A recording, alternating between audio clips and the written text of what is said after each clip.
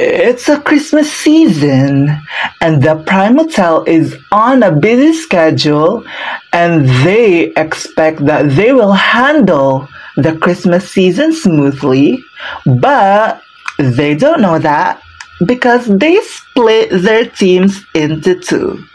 And for that, they will experience a complaint about their new trainee.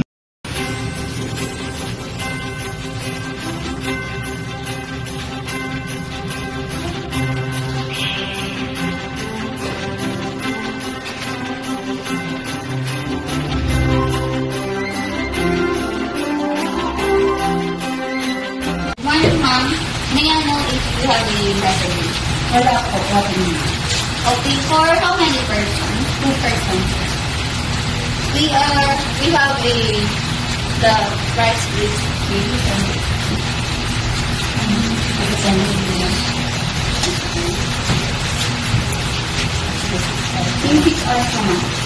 And for the payment, may I know your preferred payment methods? We have cash deposit or credit card.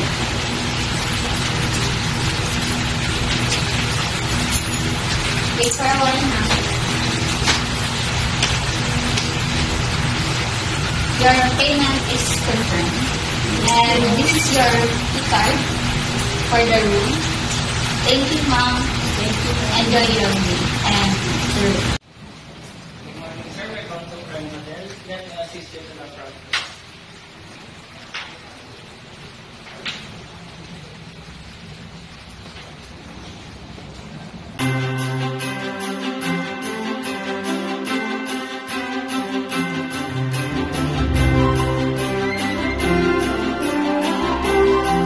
Listen up, since it's Christmas season, unexpected natin marami na marilisip na guests. And with marami natin under pressure na sinasabi nila. So, for Mr. Bernarda, for this morning. So, I'm reminding you guys to handle this prayer. So, let's get going, guys. Pwede ba kita naman? Paano ka nang balita? Opo. Kasi napansin ko kanina yung ginawa mo, masyadong aggressive kasi yung paggawa mo ng luggage. Baka kasi pagka madamage yung item ng guest, baka magreklamo sa atin. Next time, handle it with care na lang. Okay po. Talaga, let's go.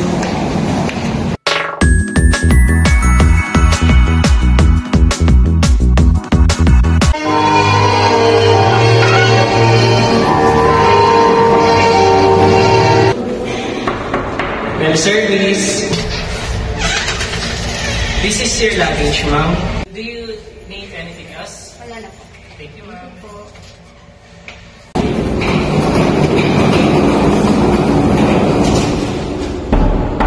Bell service! Sino ba yan? Sir, here's your luggage, sir. I have delivered. Thank you. Laban na wala? Wala po, sir. Kupal ka ba? Paano to? Sir, pasensya na, sir. Magawa lang ba dito? Masasira to.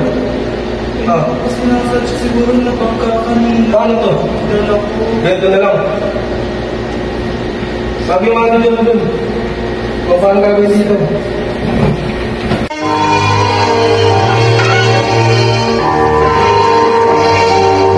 Hello, ma'am. Ma'am, pinapakausap ko kayo ng guest, ma'am. Kasi may nangyari, ma'am, emergency. Pero magpunta tayo.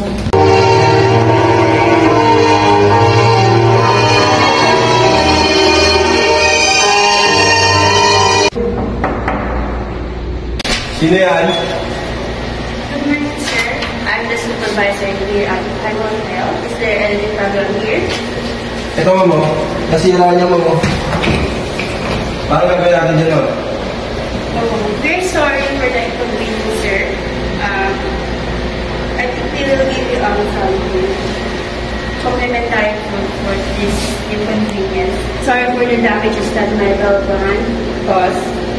Sir, I'm so sorry, sir, for damaging your luggage, sir. Very sorry for that cause.